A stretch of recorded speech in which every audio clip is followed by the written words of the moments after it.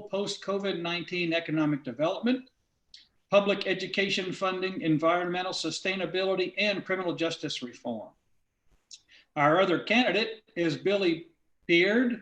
He was born in Washington, D.C., but he grew up here in Southern Arizona. He earned an undergraduate degree from Warren Wilson College in Asheville, North Carolina in 2007, and a law degree from Vermont Law School in 2013. His professional experience includes working as an attorney representing dreamers and asylum seekers. Following the 2016 elections, Billy moved back home to Arizona to help keep the federal government accountable along the southwest border. Billy's statement says, today, Arizona ranks near 50th place on almost every measure of social well-being. Electing Democrats who merely vote the right way is not enough to change this. We must craft bold new policies. So welcome to you two gentlemen.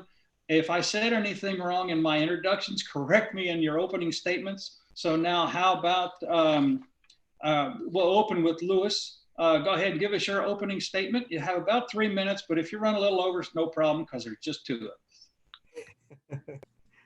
Thank you. Thank you very much, Bill, for moderating this discussion this afternoon. I'm a lifetime member of the Veterans of Foreign Wars Post 2066 in Nogales, Arizona. Our post has deep history. It was started by the Bushmasters, an infantry unit with quite a bit of fame. And I'll start by with a discussion on just a couple of different points that I think are important to me, at least from the standpoint of where I grew up and what my philosophies are in life.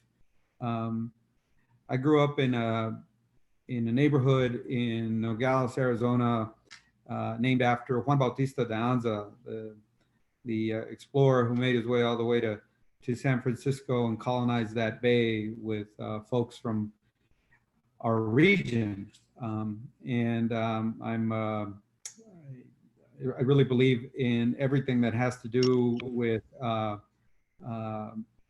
bringing in tourism and bringing in and just giving a lot of value to our history and heritage in the area. I'm wearing this nowadays because of COVID, and you'll find a little pin of Juan Bautista de Anza trail on it because of the importance that I give to the history and heritage of our area as I campaign. The other citation or pin I have on my mask here is a pin of the infantry unit that I served in, 1st Cavalry Division, 2nd of the 5th. We were Black Knights, and it states that courage. And so I think, honestly, running for office does take courage. I think Billy has demonstrated a lot of courage, and I'd like to think that my family has demonstrated a lot of courage. My wife of 25 years, she's backing me on this, even though she knows that it's a little, a difficult thing for me because I have been practicing law for 20 years and I have my own law practice in Nogales for the past 12 years. And it's one of those things where people ask me, so why do you want to do this? Well, I want to do this because I really believe in sharing your skill set with your community and doing it in a way where you can act with civic virtue. You put your own interests aside for the well-being of others. I believe that my experience in past 20 years practicing law in Southern Arizona and also as a business owner can be very valuable in the state legislature, and I intend to use that skill set as a businessman and as an attorney, and bring and basically stress what we need down in our area in Southern Arizona to my fellow legislators. So I started by informing everyone that I grew up in the De Anza neighborhood, which is where old Camp Little was. Camp Little was one of the oldest. It was there obviously before Fort the Sierra Vista Fort, and so I think I love that area that I grew up in. It was a very diverse neighborhood, and I learned a lot from my neighbors. So I graduated from Nogales High School, as you mentioned, Bill, and I made my way to Fort Benning, Georgia, and then Fort Hood. Came back to Arizona, used my GI Bill, and I've been working in Southern Arizona since.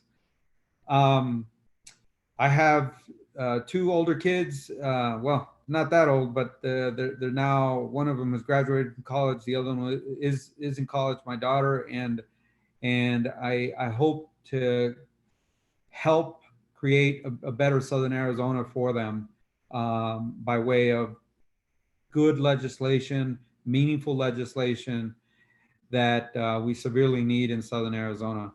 I think that's 3 minutes. It probably went All past right. it. Well, that was 4 minutes and 58 seconds. So I'm going to, in the interest of equal time, Billy, take it away.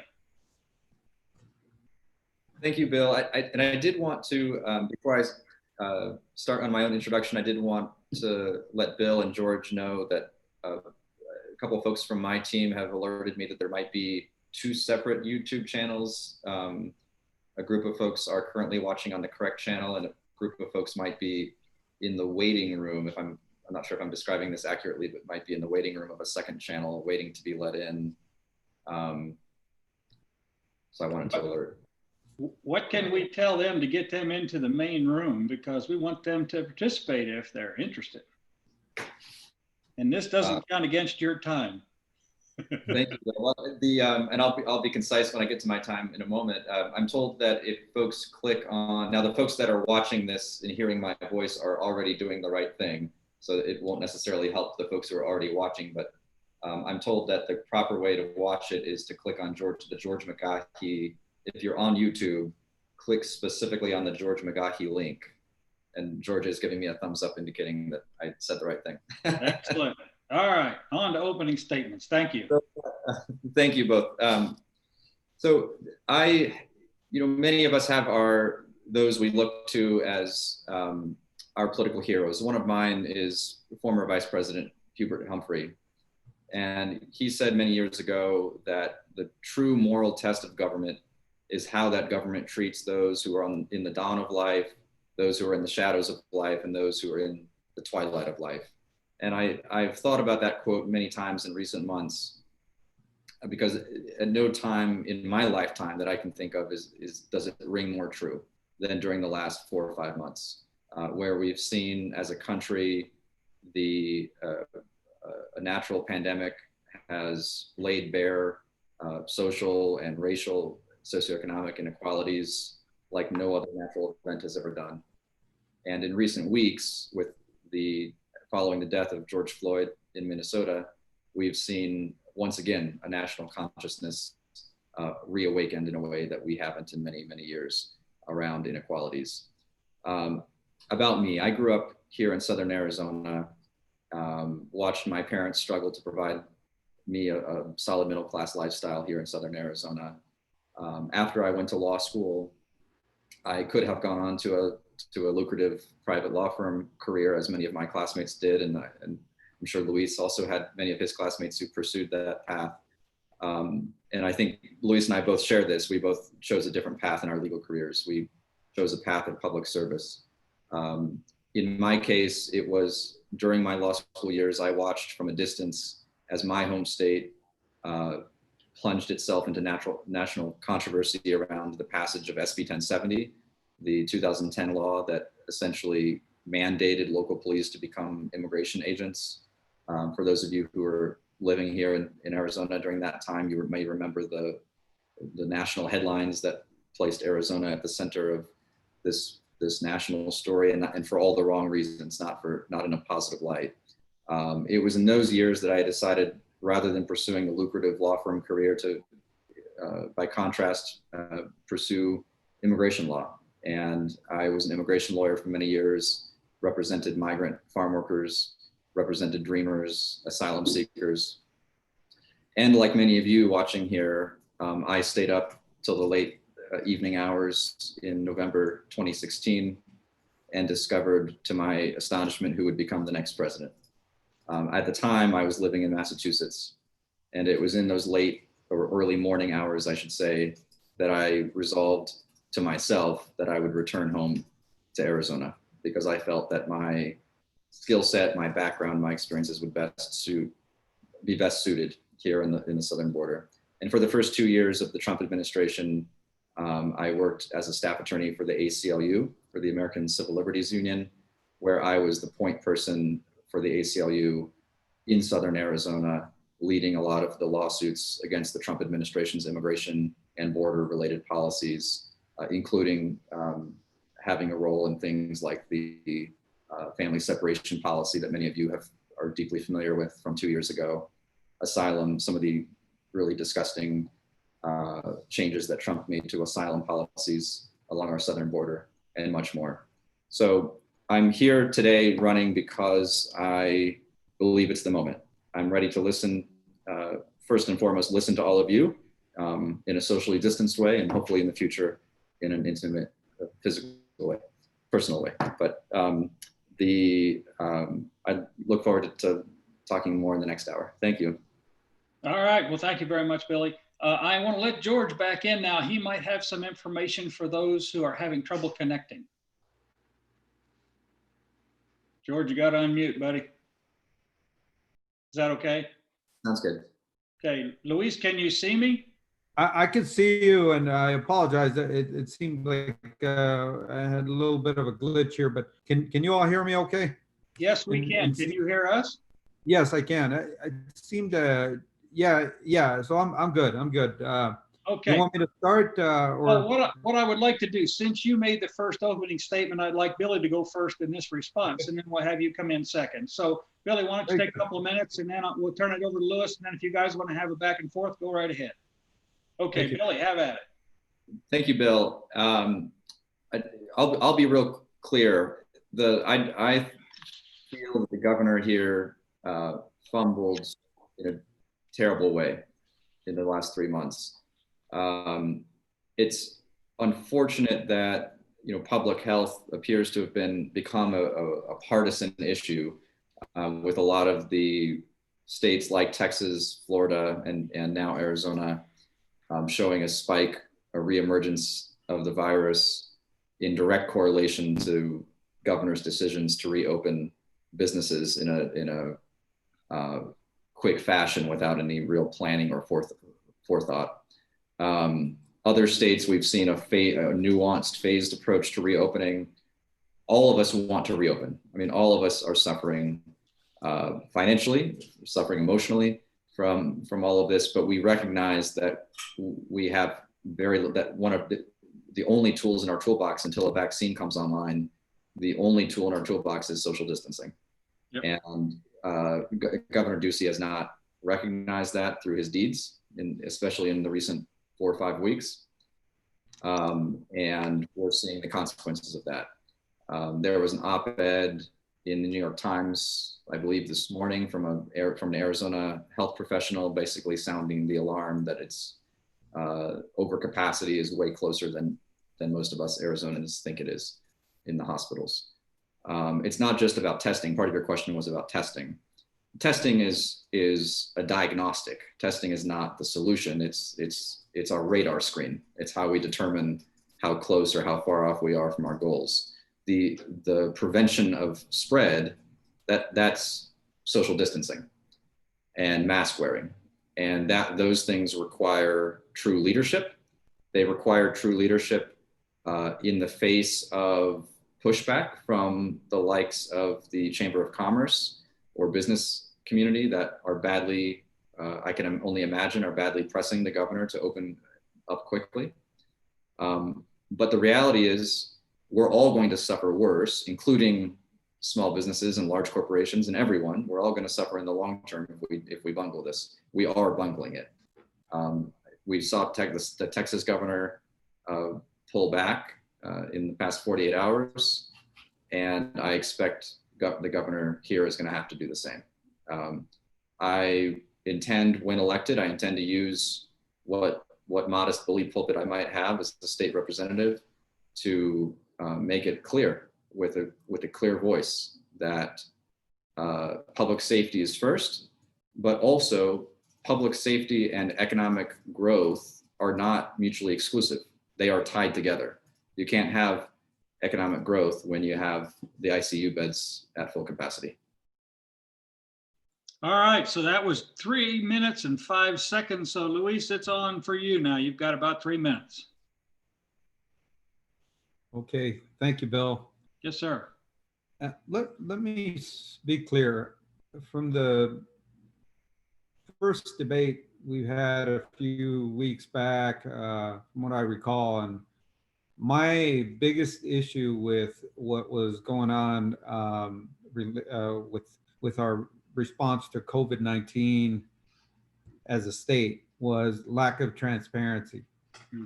And I believe that we are still lacking in that department, from at the state level, and quite frankly at the federal level as well. And when I speak on that issue of transparency, I'm, you know, it's upsetting because I understand that business interests are important. You know, keeping the doors open to your business is very important. I'm a small business owner, have been for the past 12 years with my law firm and with other business interests I have, and I understand what it means to have to meet payroll at the end of the month, what it means to you know, have your employees depend on you to make sure that you continue with your business endeavors, and so that you know, they can provide for their families.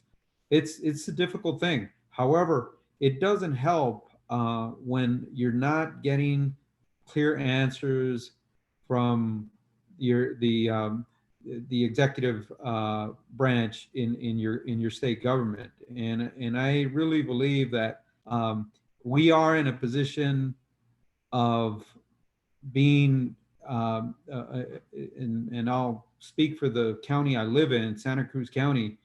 We are in a position, a very dire position right now, for a county of our number to have over 1,600 cases right now, and deaths that are just, you know, is very disproportionate to the amount of folks that live in our county. Is just not something that we should be dealing with right now. And I think from the very get-go, the numbers that the state was sharing with respect to the testing that was being done were not accurate numbers. And with respect to the tests that were supposed to make our way down to Southern Arizona, and they didn't make their way down here until it was a situation until it was too late, and the people were, you know, at that point dealing with the virus, and we're still dealing with it. I think that's the main issue I have with the response from Governor Ducey, a lack of transparency with respect to what the state was doing and what their thinking was behind the curtain. And I hate to say this, but unfortunately, I think they were just taking the cue from the executive branch at the federal level, as opposed to being independent and understanding that Arizona is a big state, but understanding as well that our diverse population, you could get to them in a different way, and I think that's what we weren't able to do, and that's why I believe we're in a position, in this very difficult position from the standpoint of human life. Okay, well, that was about 4 minutes, so you owe Billy a minute, and we'll work on that. No problem at all. Yeah, I probably owe him 2 at this point. Yeah. One specific question about COVID, if I may. Obviously, we've gotten very mixed signals and very little real guidance and real leadership from the federal level. So the president really and the CDC left it to the states. The states have taken obviously very different approaches to it, some clamping down and some been more laissez-faire, and we've been the latter. With the, and it's become a partisan and a divisive issue, and Lord knows we have enough of those already. What do you think about personal responsibility? Do you think it should be left to the individual whether or not a person wears a mask, or do you think we ought to be taking more aggressive leadership positions from our local and our state governments on mask wearing? Because as Billy said, it's absolutely true. The only thing we can do right now is socially distance and wear masks. That's the only thing we can do to protect ourselves. So Billy, I'll give you the first shot at it since you answered the question first, and then we'll swap on the next one. Thank you, Bill. In part, yes, each obviously it's the individual person who has to put on the mask, just as all of us are expected to put on shirts and pants in the morning before we leave the house. But what we've seen in recent weeks, as the cities have begun to order their own mask requirements, we've seen an utter lack of enforcement at the corporate level, should I say? Employers. First of all, employers should be creating a workplace culture. It should be a workplace safety issue when we're talking about mask wearing at the workplace. Companies should face negative consequences as they would when it's discovered that a construction worker is not wearing a hard hat. The company is fined under OSHA regulations, for example. It should be treated with that level of seriousness and from that lens. When we're talking about retail and restaurants and dining, the businesses should have a great deal of responsibility. We just about 24 hours or 48 hours ago, the state fined its first business up in Scottsdale, a nightclub that was found not to have been enforcing mask wearing on a Friday or Saturday night. And that's the kind of enforcement we should have had all along. It should be the large businesses that have large clienteles packed together closely that should be responsible. We've been hearing stories about Fry's, for example, Fry's grocery stores that have not been proactive, shall we say, about enforcing the mask wearing among their employees and among their customers. The state government wields enormous power, as you pointed out. The CDC makes guidelines. State government has the authority. They can revoke a liquor license from a nightclub or a bar. They can revoke a business license on a temporary basis from a grocery store. And we should begin to see that. We should begin to see state government flexing its muscle here on this one. Very good. Okay, Lewis, how do you think about how we've done with enforcement of mask wearing and taking all these steps we should be taking to mitigate or try to put a lid on the spread right now in Arizona? All right. So I think that we should have been, or our leader or our governor should have been guided by the scientific research and by the experts that had been warning about this possibility way back in March. And he should have listened to them more than anyone else. From Fauci all the way down to the person at our own health department in the state of Arizona on this particular issue. And we should have paid heed to what these folks were saying. We should be doing that right now, and not thinking, okay, again, I'm a business owner. I know how difficult this is. These funds that became available through PPP are just not enough. So at this point, we should be looking at what else can the state government do to help business owners. But along the lines of the point that is the basis of your question, should the government have done more? Should our state government have done more? I think President Lincoln said it best when his philosophy on government was as follows. He said, government is there to do for an individual what that individual is unable to do for himself or for his neighbors or for those around him. That's what government is there for. At the end of the day, one individual, you and I, there's only so much we can do. And your question was, can an individual, should the individual have the discretion to wear a mask or not? Should that individual have the discretion to be able to go have a do this or that? At the end of the day, government has to act on behalf of the whole group in order to be able to have order with respect to what we're living through. We're living through unprecedented times. Our government needs to take a more proactive approach, and we need to have strong leadership. We don't have that at the federal level. Unfortunately, the executive branch right now is in limbo because of the lack of leadership by the president who's at the White House. And at the end of the day, we can't have our governor guided by those same set of principles that the person in the White House is living is guided by right now.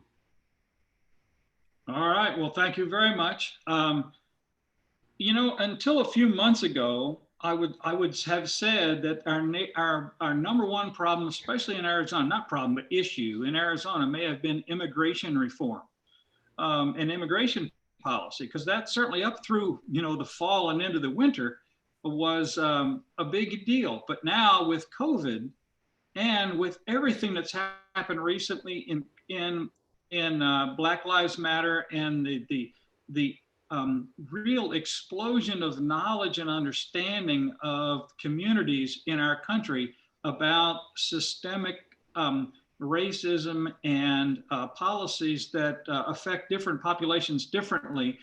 Can you guys talk a little bit about criminal justice, the system we have now, if you think there's a need for reform and how we should go about changing policies and what policies need to be changed? And since we started with Billy last time, Luis, if we'll start with you this time, that would be great. Okay, thank you, Bill. So my response is yes, we definitely need criminal justice reform in our country. From the standpoint of, bonding reform, from the standpoint of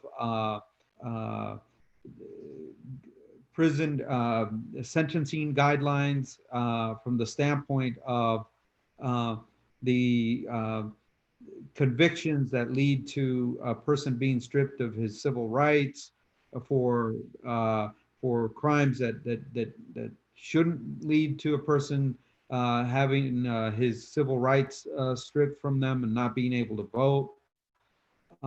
There's much to do. There's much to do from a criminal justice standpoint.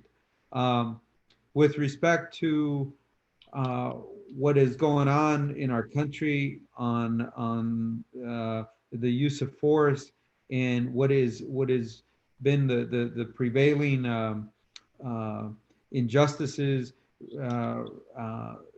with the detention of African Americans in our country and Latinos in our country. I think that certainly police departments have to take a second, third, fourth look and throughout the country as to how they react, and there needs to be better training of the police departments throughout our country on issues that deal with injustices on the basis of race. With respect to use of force, it's been an issue that I know I have worked on in the course of the last 10 years because I've been involved with a case in particular where there was an excessive, in my opinion, and the opinion of the attorneys that worked on that particular case, and Billy was one of them. We believe that there was an excessive use of force by a Border Patrol agent in a cross-border shooting case that occurred 8 years ago in Nogales, Arizona, and Nogales, Sonora. The case, we took it right up to the Supreme Court of the United States.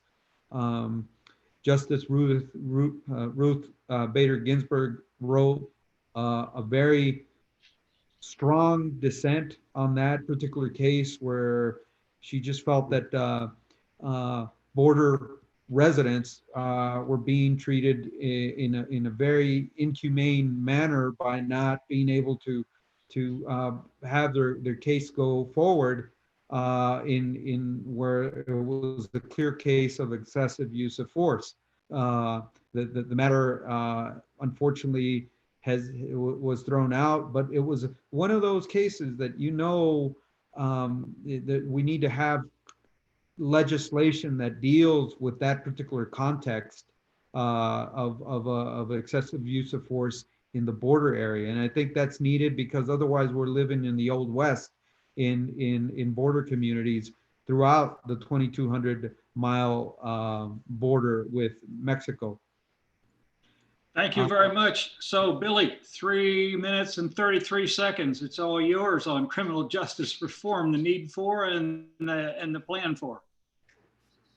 Thank you, Bill. And this is a perfect example of what the power of state government as opposed to our federal government.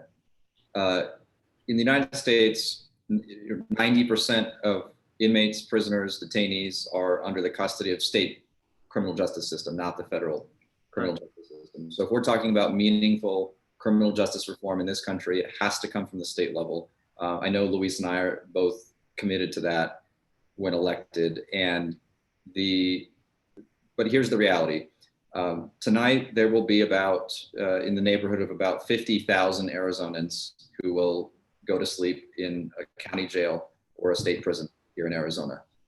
Basically the population of Green Valley and Sahuarita combined, plus some change.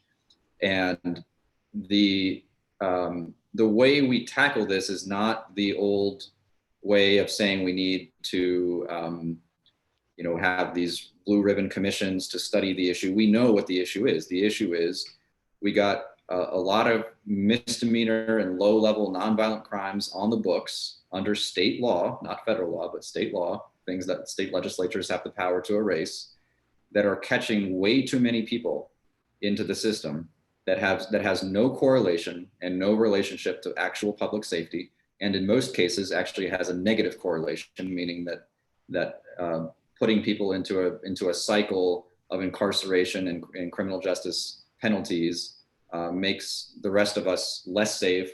It makes taxpayers pay more of their taxpayer dollars to programs that have little effect. And so we have to laser focus on the criminal justice code in this state, so that we're beginning to eliminate some of the nonviolent crimes that catch up so many people whose real struggles are not found in the criminal justice system, whose real struggles are to be found in emotional issues, substance abuse, patterns of family violence, things of that nature. When we talk about part of your question was also about the police system. In the police system, as a civil rights attorney, I've talked with a lot of police management and police leadership over the years. And there's a common phrase I hear them say, oh, we don't need a policy on that. For example, if we're talking about racial profiling, oh, we don't need a written policy for our officers because our officers just know not to do it. Our policy is that we just don't do it. So we don't need something in writing. Well, that's not a policy, that's a slogan. The time for slogans has gone by. So we need, and when elected, I will pledge on day one to introduce legislation putting in clear, concise rules so that both community members and police officers know what they can and cannot do. Thank you. You guys are both doing a great job. I have a follow-up question I really want to ask, but we've got about 15 minutes or 16 minutes left. And I really do want to take some time to talk about immigration reform because it's a huge issue in our country, and it's another divisive issue that's getting more divisive instead of less divisive. So, Billy, since you went second last time, how about go first on this one? Let's talk about your positions on immigration policies and reform. Thank you, Bill. And just like I said about criminal justice, when I said that the state governments have the primary responsibility over criminal justice reform, the opposite is actually true when we talk about immigration. The federal government is the level of government that has the core responsibility over immigration reform.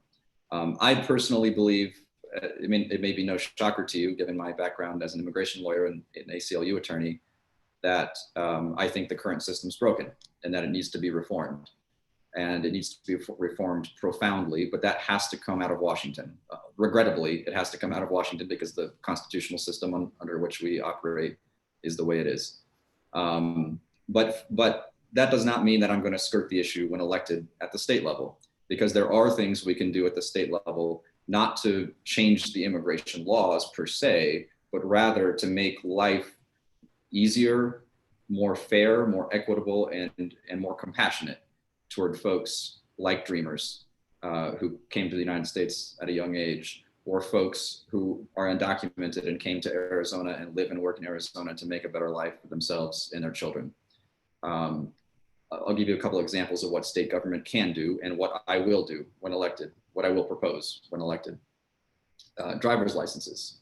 We know now, after many years of studies, that there's no correlation about highway safety, etc. If somebody is properly trained, properly licensed, and properly insured, they can drive safely on our highways.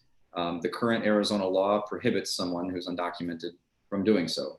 I will introduce legislation to make Arizona join the other 15 states around the country that issues driver's licenses to undocumented folks who can demonstrate that they are, qualified, can pass an exam, can get auto insurance, etc.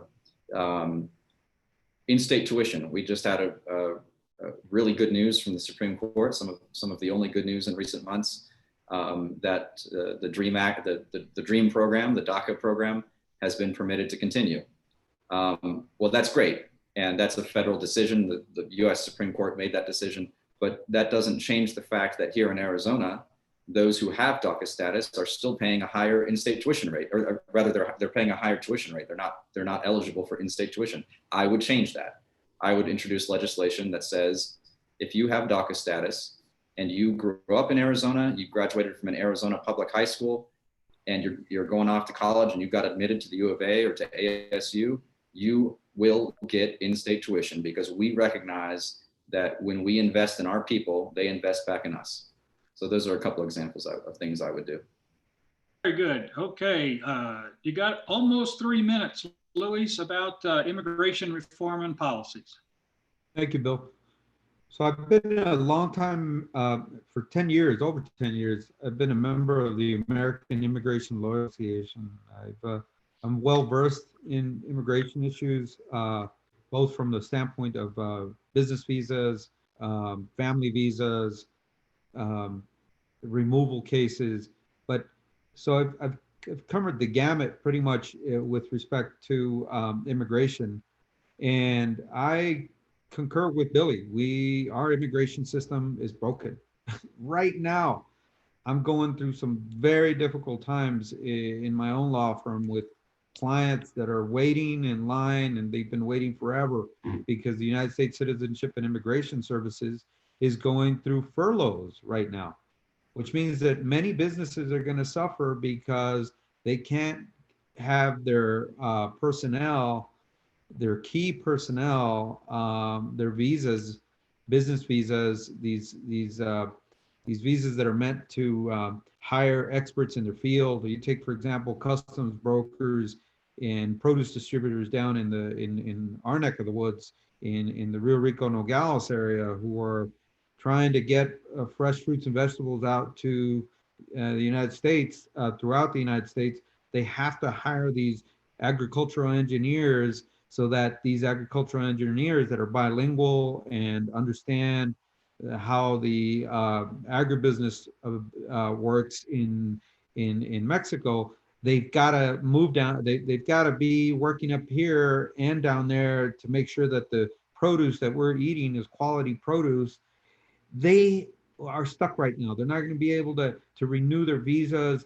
And so the produce industry down there might take a hit because of the actions of the current administration to just simply say, oh, we're going to get rid of these H-1B visas and these other business visas that businesses need. So, but on the issue of immigration, I just want to say that there are the most important thing that I think the state government can do, and I'm talking about Arizona, is take a proactive approach with respect to this immigration reform that we need. I don't think from the state legislators are well versed enough on this particular issue. And that's something that I know Billy and myself will bring to the table. We might just be the only immigration practitioners that will take office if the voters allow us to do that and give us their vote, Billy. And I think that's certainly something that they need at the state level. Someone that legislators that know what they're talking about from a standpoint of immigration law. Thank you very much, man. You came in at 3:10. That's good. You guys are doing a great job. It's wonderful to be here, and thanks for both participating. We've got about 10 minutes left. I'm going to try to squeeze in one more question before we do closing statements, if that works for you guys. So I'm looking down the list. Let's talk about the state budget. Right now, the state budget's got about $1 million deficit. There's got to be some adjustment because there's obviously going to be a big impact from COVID to tax revenue.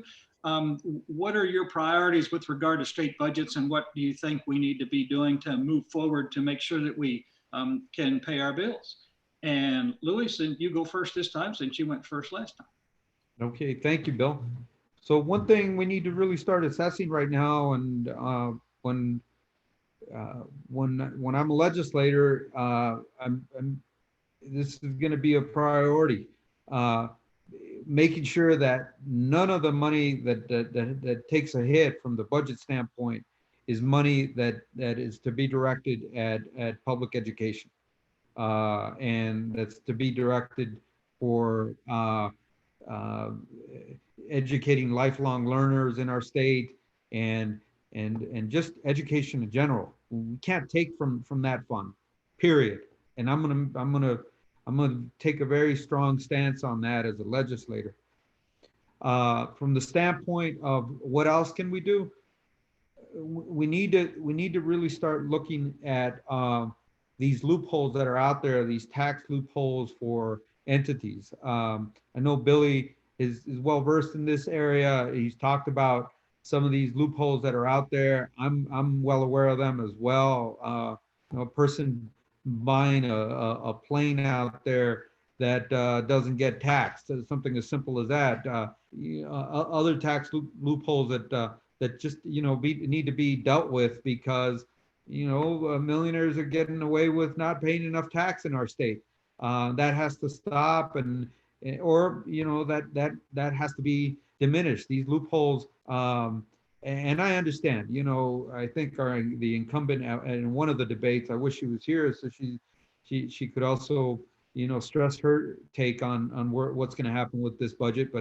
But I can tell you that at one point she stressed that, well, they're set in stone. They're like cement. You can't move these loopholes. Well, I beg to differ. I think with a strong advocacy in favor of trying to make people understand that we can have a common sense approach from a tax standpoint, I think something can be done in order to make sure that those tax dollars are directed where they need to be. Thank you. Well, and certainly in this time, the biology people and immunologists knew that there was an opportunity to have something like COVID happen, but I don't think anybody predicted it was going to happen now. So to say that your budgets are stuck in a time where it's completely unpredictable, and certainly not predicting where we're going to be in with regard to the budget by the end of the year, you have to make some allowances, certainly. Okay, sorry to pontificate there because I'm not running for office. No. Billy, go right ahead. Thank you. I would start.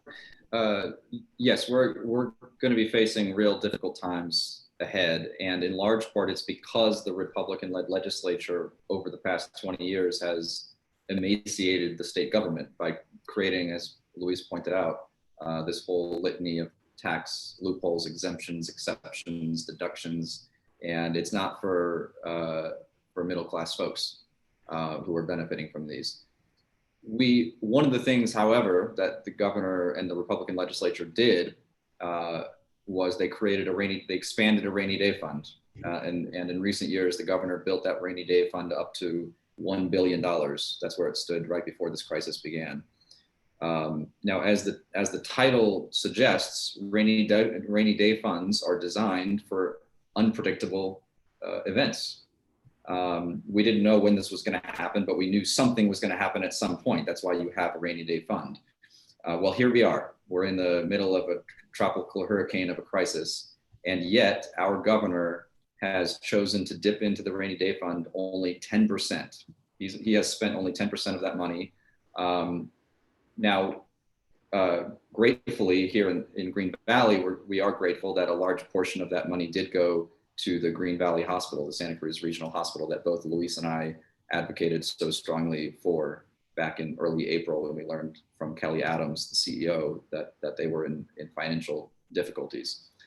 So we are grateful in Green Valley that some of that rainy day fund came to our community, but that doesn't change the fact that we're in a crisis of a generation, and yet our leaders have not seen fit to draw down that rainy day fund. At the time of crisis, we have people being evicted, unemployment at a historic high.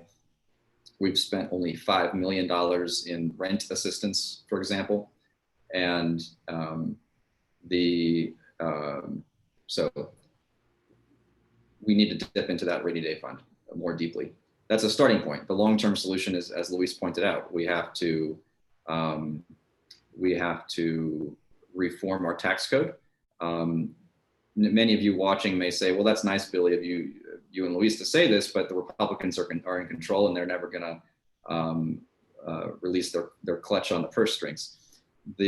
But this year in 2020, we are likely to take control, Democrats are likely to take control of the State House, and we need bold progressive leaders. When that happens, when the State House is now controlled by Dems, we need to make sure that it's the type of Democrat who is prepared, like Luis and I, to propose profound reforms to our tax code.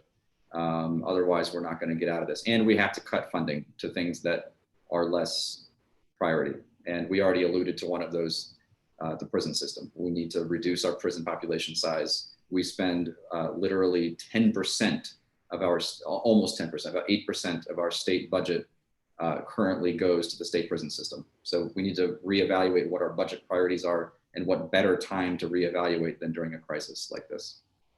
Absolutely. Well, thank you very much. I think we've got, hundreds of things we could talk about, and I really appreciate you both taking the time today to be part of this event, to try to meet with some, even though it's electronically, meet with some voters and some interested parties. Let's take a couple of minutes each and do closing statements. You can talk about any of the issues, closing statements. It's your time. So since Billy went second, why don't you make your closing statement first? Thank you, Bill, and thanks to everyone who tuned in today. And I look forward to the time when we can meet in person again. This election is critical, and many folks may look to November as the big election of the year, and it is, when we get to choose how badly Trump is going to lose, by a small margin or by a large margin. But the local elections matter too. And this year in Legislative District 2, the August 4th primary election is your voice. It's your choice of what type of Democrat is going to represent us moving forward. I am running to be a proactive strong Democrat who is not merely going to go up to Phoenix 4 days a week, 3 days a week, and vote yes or vote no on the bills as my party may dictate. I am going to be an independent voice to propose and introduce legislation. My goal, my aspiration as a future legislator is to be prolific. Some people are prolific novelists. I wish to be a prolific legislator, someone who authors and writes and crafts legislation, understanding that, of course, compromise and negotiation has to take place in the sausage making process, as they say. But you have to start out from a strong position of bold policies. And that's what I propose to do. As a civil rights lawyer, as someone who has struggled myself with $130,000 of student loan debt, as so many of my generation of Arizonans struggle with, as someone who is currently, as we speak, going through a global pandemic with no health insurance because I'm not eligible for Obamacare and other programs. I will take those experiences with me to the State House, and I will pursue bold policies moving forward. Thank you. Thank you very much. Closing statements, and I'll make one statement before you start, Luis. We've got some other questions that came in from some folks, so if you guys can hang with us after closing statements, we'll do a few more questions and go a little over our hour because I'm the moderator and I did a bad job. So, Luis, how about a closing statement from you, sir? I think you're doing a wonderful job, Bill, and I mean that. I really do. I think it's good. I think it's been a lively discussion. I want to thank all of the Quail Creek community for being online and taking an interest in the positions that, in my positions with respect to what needs to happen in the state of Arizona. And I'll say this much, I'm endorsing Billy Peard because I think he's a vibrant voice for his generation and for the generation that is right out of college right now, like my son. He's a 22-year-old, just graduated from Gonzaga University in Spokane, Washington, has now made his way back to Arizona. He started looking for a job here. He's helping me out a bit right now with my campaign, but I know that right after August, I'm sure he's going to be out there in the job market. I want to say this, my great grandfather was a rancher out in the Duquesne area in southern Arizona. And as I said from the get-go, I love our history. I love our heritage. I think a lot can be done with that in Sahuarita, Green Valley, and throughout Nogales and Santa Cruz County. I hope to bring a different perspective to the state legislature of what our area means to our state. When it comes to Santa Cruz County, we down here, and I consider myself a businessman again, that has helped push the international wheels of commerce and help them flow. I think Santa Cruz County has done that since in Nogales since 1888 when the city was established, and I'm hoping that it'll continue doing that. And here we have Sahuarita incorporated in 1995. They've got Samtec going. They've got a lot of things that are really, really wonderful that could be done from the economic development standpoint. And I want to be a voice for us at the state level as we try and get things going post-COVID. I really believe, and I know that our region Southern Arizona region will persevere, and we'll do this together. And I want to help as much as I can with the skill set that I bring to the table. Thank you. Well, thank you guys. It was great to meet both of you, even though it wasn't in person. It's just as good as we can do for now. There are a couple of questions, actually topics that came up. And if you'll bear with us, first of all, just let me thank you both for being here. If people have to leave, we understand because we said an hour, we're a couple minutes over. Thanks again to George for technically putting this together. I think it's a great thing. It's the best we can do, and we're doing it. We're making it work. As far as environmental issues, several questions came in about environmental issues, and specifically those about the Rosemont mine. If you guys could just take a couple of minutes and talk to those, we'll let Luis go first. Okay, the Rosemont mine. Judge James Soto obviously ruled on what he believed was the right approach with respect to Rosemont mine in not allowing it to go forward on account of the environmental concerns that had not been fleshed out with respect to that mine. And I certainly believe that in order to have any mining activity in our state, the environment has to come first, no doubt. And as a state legislator, I will be a pro-environment legislator. And I'll be brief and just say that much. All right, I didn't mute myself, so I don't have to unmute myself. Billy, environmental issues and specifically the Rosemont mine. Yes, thank you. I think Luis and I agree largely on Rosemont issue. I am unequivocally opposed to groundbreaking on a new mine in the Santa Rita Mountains, whether that be Rosemont or any future mining. It's just as I said about COVID-19, you can't, the economy and the environment are not, they're not mutually exclusive. Just like public health and the economy are not mutually exclusive. We recognize that our economy is also dependent on our natural beauty, our environmental tourism.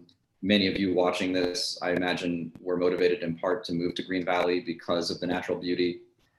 So that's millions and millions of dollars of potential real estate value tied to the beauty of the Santa Ritas. I will do everything in my power as a state legislator when elected to continue the status quo in the Santa Ritas, which is to say untouched. It is large, I'll be candid, it is largely a federal issue. So some of the legal nuances of Rosemont, whether it does get built or not built, will be dependent on what happens in Washington. And as Luis pointed out, with the federal court system. But any avenue, any loophole we can do to make it more difficult, more onerous, less cost effective for Hudbay company to put in that mine, I will do it at the state level. And I'm happy to address other specific environmental questions as they come up. What about, this is the follow-on question from the narrator. What about the other mines that are already here? You can't drive through Green Valley and not see, several mines out to the west of 19. I guess that several of those are still active, and you have to balance the economic impact with the environmental impact. What are your positions you're thinking about those mines that are in existence? And Billy, we'll let you follow up first, and then Louis. Sure. So my part of it is, as you point out, you can't put the genie back in the bottle as to mines that are already existing, but you can more aggressively enforce existing environmental regulations. We have environmental regulations relating to dust, which I know is an issue that's been affecting homeowners in Green Valley recently with regard to the existing mines. We can more aggressively fine them. Recent penalties have been in the six-figure range. I mean, that's chump change to a company like McMoran. So we can do more. We can be more aggressive. We can, if we need to, as legislators, increase the budget for the Arizona Department of Environmental Quality so that they have the proper resources to investigate violations and follow up on consumer or resident complaints when it comes to dust and other matters like that. My prediction is a little bit distinct.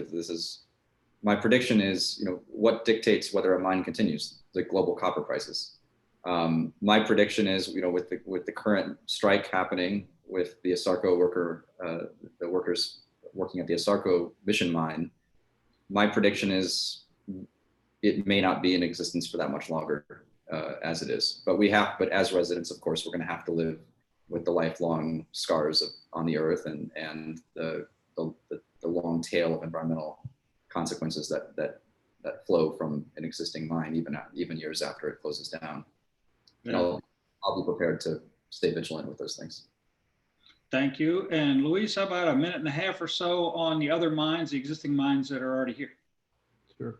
So I certainly understand that, you know, those other mines are active, and obviously there are folks that depend on the mines for their livelihood, you know, bringing home their a paycheck to families, and being able to pay their mortgages.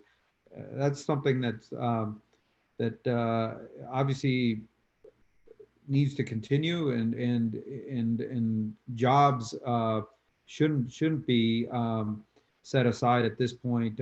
But what we do have to remain vigilant about, and I'll stress this as I did in the last point, we need to remain vigilant about our environment and our environmental concerns, our water, of course. I know we haven't spoken on that issue this afternoon, but that's a very important issue for Southern Arizona. That I know we could go on for an hour on that particular issue, but what I do not want to see is what's happening right now on the border, where the Trump administration, on account of a hard set political position that he set early on, is willing to do anything with respect to in order for him to follow through on that commitment that he made early on to his base. And that is obviously to our detriment, because environmental regulations and historic sites are just being basically graded down, and these our flora and fauna is in our beautiful flora and fauna, I might add, are suffering from this, from a cactus to a jaguar, you know, and it'll impact our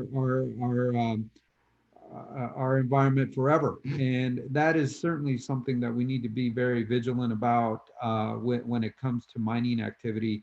And so, again, I understand there is a balance.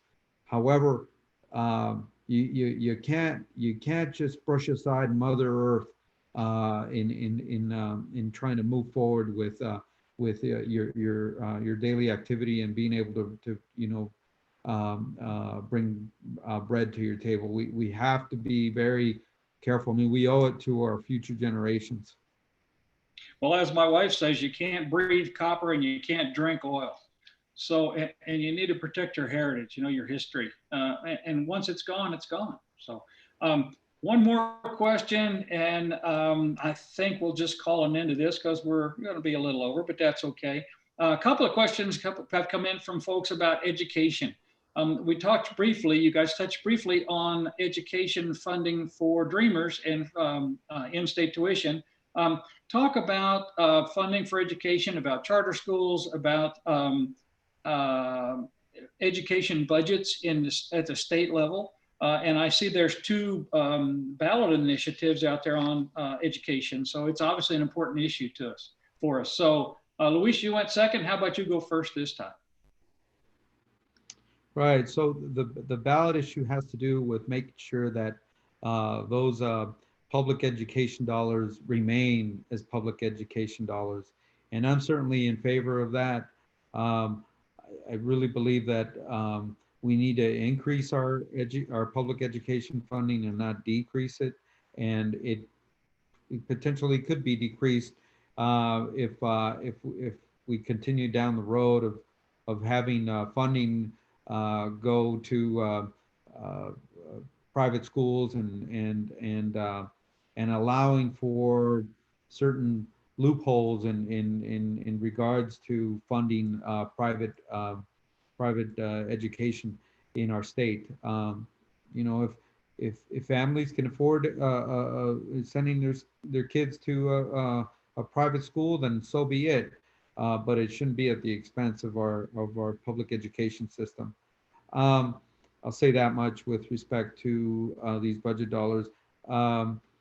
With respect to how to move forward with our budget on education, I think, quite frankly, and I said it earlier today, we need to remain vigilant and make sure that that's not sacrificed post-COVID budget negotiations.